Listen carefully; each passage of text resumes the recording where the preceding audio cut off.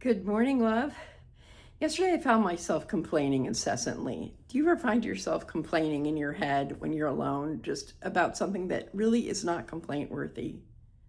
I would love to know that I'm not alone in that.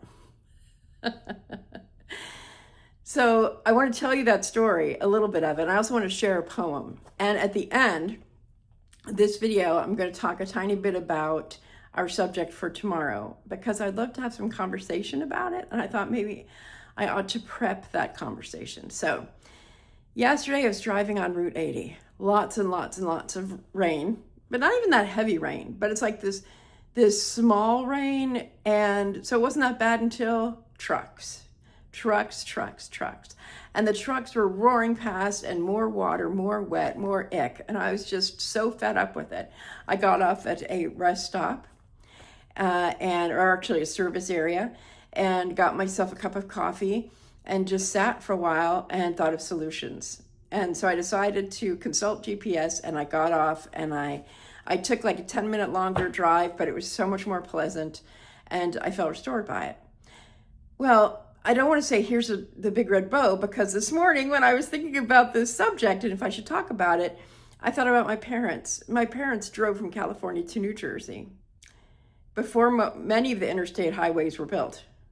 And amongst them, my two young parents, they were 31 and 30 at the time, they had 4 children, including I was 8 months old and my mother was 5 months pregnant with my younger brother.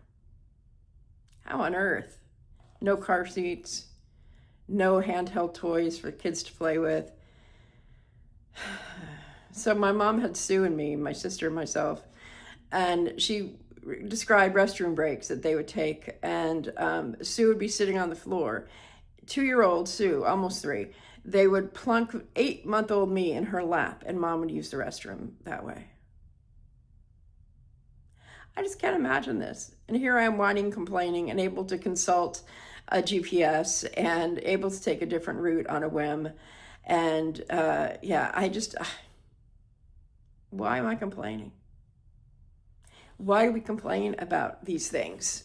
Especially when we are privileged enough to be able to find solutions at the drop of a hat.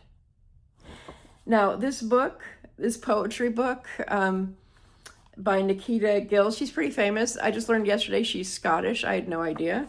And there is a poem in here that helped me to feel better yesterday after all my whining, called Miracle.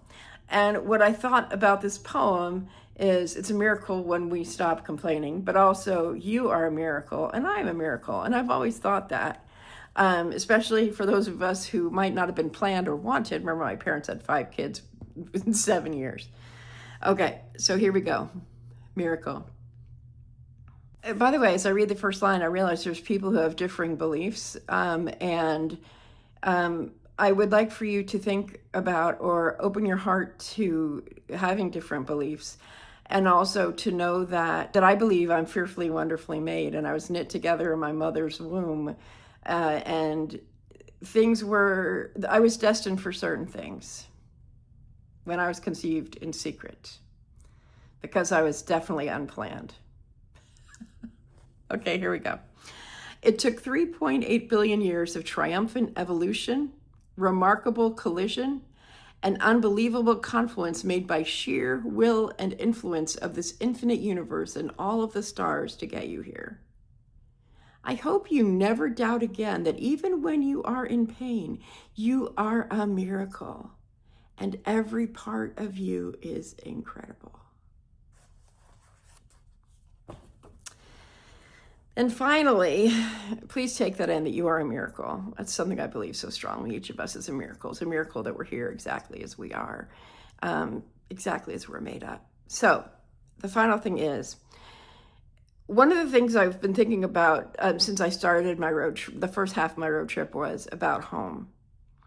What is home? How do you define home? What is the feeling of home? So kind of the definition, but also the feeling. Like, how do you feel as if you are at home in a place, in a space, in a group of people? I'd love for you to think about that. And then when I come back in tomorrow morning to say good morning, I'll be talking about that, and I'd really love to hear your input. Remember, as the poem said, you are a miracle. The fact that you are combined exactly as you are combined is a miracle.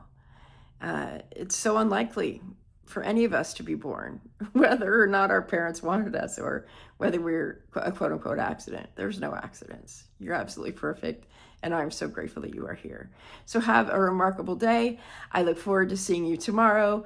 And even if it rains on your parade today, know that that's just right. That was what was supposed to happen today. Take good care.